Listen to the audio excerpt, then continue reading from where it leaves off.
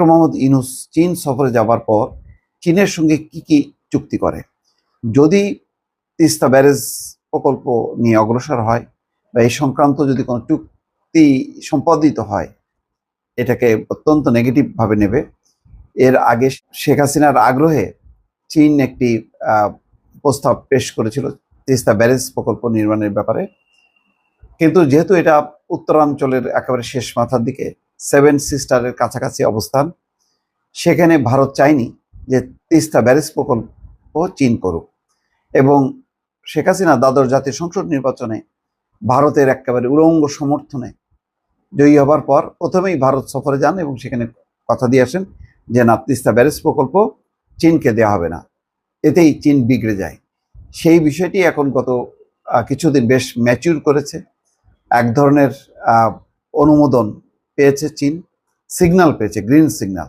Teesta barrage প্রকল্প সহ আর কি কি বিষয় সামনে উত্থাপিত হয় এবং বাংলাদেশের পক্ষ থেকে ডক্টর মোহাম্মদ ইউনূস তাতে সই করেন কিনা বা কথা দিয়ে আসেন কিনা, এর উপরেই কিন্তু নির্ভর করবে যে ভারত কিভাবে ডক্টর মোহাম্মদ ইউনূসকে অ্যাকসেপ্ট করবে।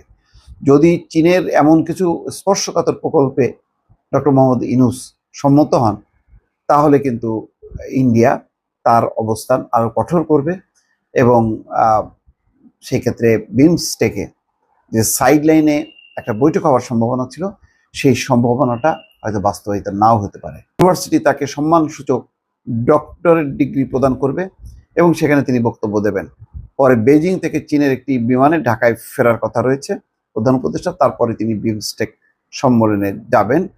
এবং অন্তর্বর্তী সরকারের প্রধান উপদেষ্টা ডক্টর মোহাম্মদ ইউনূসের চীন সফর মাইল ফলক হবে বলে মন্তব্য করেছেন ঢাকায় নিযুক্ত চীনের রাষ্ট্রদূত ইয়াও ওয়েন। রোববার পররাষ্ট্র মন্ত্রণালয়ে পররাষ্ট্র সচিব মোহাম্মদ জসিমউদ্দিনের সঙ্গে বৈঠক শেষে সাংবাদিকদের মুখোমুখি হয়ে তিনি এই কথা বলেন। রাষ্ট্রদূত বলেন, প্রধান উপদেষ্টার সফর নিয়ে আমরা খুব ঘনিষ্ঠভাবে কাজ করছি, অপেক্ষা করুন এবং দেখতে থাকুন, এই সফরে গুরুত্বপূর্ণ ঘোষণা আসতে পারে। আগে থেকে খোলাসা করতে চায় না চীন, যাতে অন্য কেউ কোনো পক্ষ যাতে বিরোধিতা করতে না পারে। সুতরাং দেখা যাক এখন বাংলাদেশ কিভাবে ডিল করে।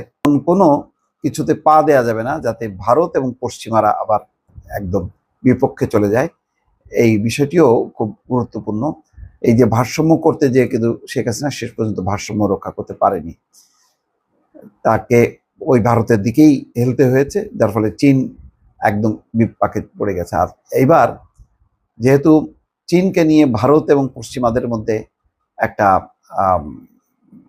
রশি টানাটানি আছে, বা বলা যায় যে তারা অন্তত চীন প্রশ্নে একমত, সুতরাং চীনের সঙ্গে অন্য কোনো রকম চুক্তিতে যদি ডক্টর মোহাম্মদ ইউনূস স্বাক্ষর করেন, তাহলে বিষয়টি শুধু ভারত না, পশ্চিমাদের দিক থেকেও বিষয়টি একটি ভিন্ন বিরূপ একটি পরিস্থিতি তৈরি হবে, যেটা ডক্টর মোহাম্মদ ইউনূস নিশ্চয়ই সেটা মাথায় আছে।